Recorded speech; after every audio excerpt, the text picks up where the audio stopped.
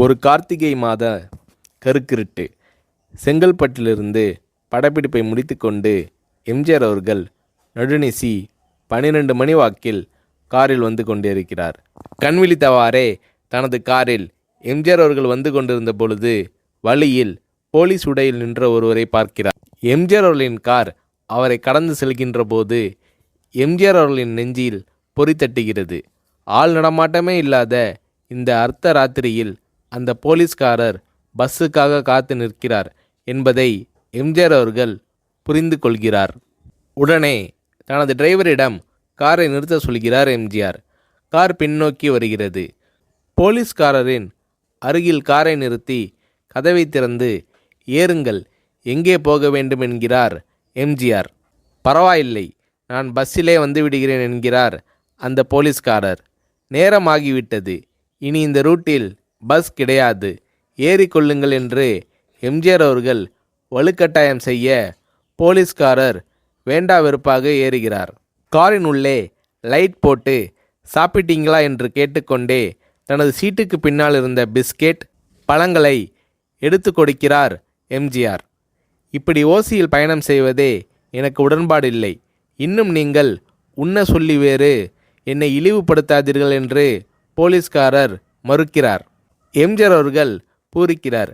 இருப்பவனிலிருந்து இல்லாதவன் வரை படித்து பதவியில் இருக்கும் எத்தனையோ பேர் எனக்கு அது வேண்டும் இது வேண்டும் என்று எம்ஜிஆர் அவர்களிடம் வேண்டியதை பெற்று செல்கிறார்கள். ஆனால் சாதாரண பொறுப்பில் இருக்கும் இந்த போலீஸ்காரரின் நேர்மை எம்ஜிஆர் அவர்களை மெய்சிலிர்க்க வைத்துவிட்டது.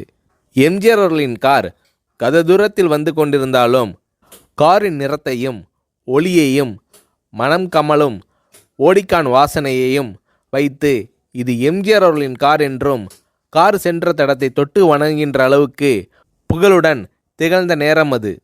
அரை மணி நேரம் கார் சென்று கொண்டிருக்கிறது. ஆனால் அதுவரை எம்ஜிஆர் அவர்களை பற்றி பெரிதாக போற்றி புகழ்ந்து பேசாமல் அந்த போலீஸ்காரர் வந்ததே புரட்சித் தலைவர் எம்ஜிஆர் அவர்களுக்கு அந்த போலீஸ்காரர் மீது மரியாதையை கூடுதலாக்கியது. நான் தான் எம்ஜிஆர் என்கிறார் எம்ஜிஆர். கேள்விப்பட்டிருக்கிறேன் என்கிறார் அந்த போலீஸ்காரர். பொன்மனச்செம்மல் எம்ஜிஆர் அவர்களின் முகத்தில் கோபம் இல்லை, பதிலுக்கு பொன்முறுவல் மலர்கிறது. என் படங்களை பார்த்து இருக்கிறீர்களா என்று கேட்கிறார் எம்ஜிஆர். நான் சினிமாவே பார்ப்பதில்லை என்கிறார் அந்த போலீஸ்காரர். புரட்சித் தலைவர் எம்ஜிஆர் அவர்கள் இன்னும் பிரமிக்கிறார். இப்போது கார் சத்தத்தை தவிர ஒரே நிசப்தம். போலீஸ்காரர் தனது வீட்டிற்கு 1/2 கிலோமீட்டர் தூரத்திற்கு முன்பே காரை நிறுத்த சொல்லி இங்கேயே இறங்கிக் கொள்கிறேன் என்கிறார்.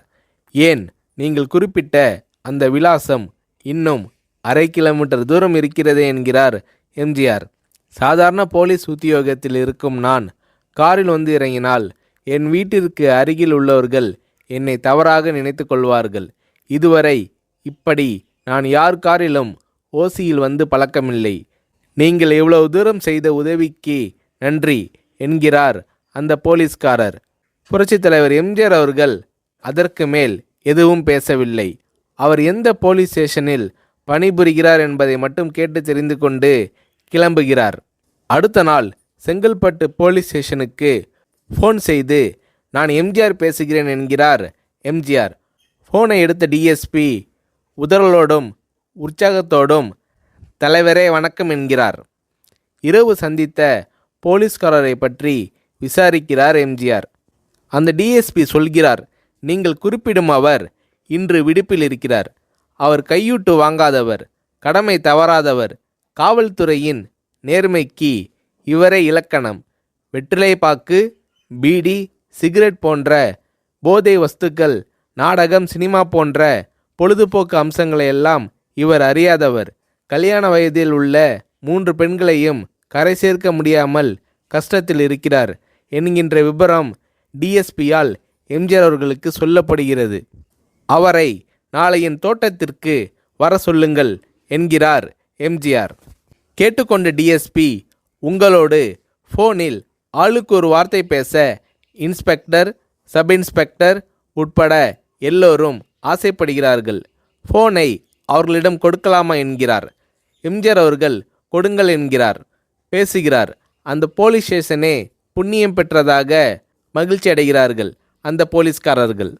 மறுநாள் அந்த போலீஸ்காரர் ராமவரம் தோட்டத்திற்கு அழைத்து வரப்படுகிறார். அவரிடம் பேப்பரில் மடித்த பெரிய பணக்கட்டை கொடுத்து, இதை வைத்து உங்கள் பெண்களின் கல்யாணத்தை நடத்துங்கள் என்கிறார் எம்ஜிஆர். போலீஸ்காரர் மறுக்கிறார். நான் ஏதாவது உங்களிடம் காரியமாற்ற சொல்லி அதற்காக கொடுத்தால் அது தவறு. என்னால் ஆக வேண்டியது உங்களுக்கும், உங்களால் ஆக வேண்டியது எனக்கும் எதுவும் இல்லை. நான் உங்கள் கூட பிறந்த ஒரு சகோதரனாக நினைத்து கொடுக்கிறேன், பெற்றுக்கொள்ளுங்கள் என்று சொன்ன பிறகு கேட்டும் கூட கிள்ளி கொடுக்காத கனவான்கள் வாழும் இந்த உலகில் ரோட்டில் நின்றவனை அழைத்து சென்று அள்ளி கொடுத்த எம்ஜிஆர் அவர்களின் கருணையில் நெகிழ்ந்து போய் பெற்றுக்கொள்கிறார் அந்த போலீஸ்காரர். பிறகு ஒரு தேதியில் புரட்சித் தலைவர் எம்ஜிஆர் அவர்களே சென்று அந்த போலீஸ்காரரின் 3 பெண்களின் திருமணத்தையும் நடத்தி வைத்து வாழ்த்தி இருக்கிறார்.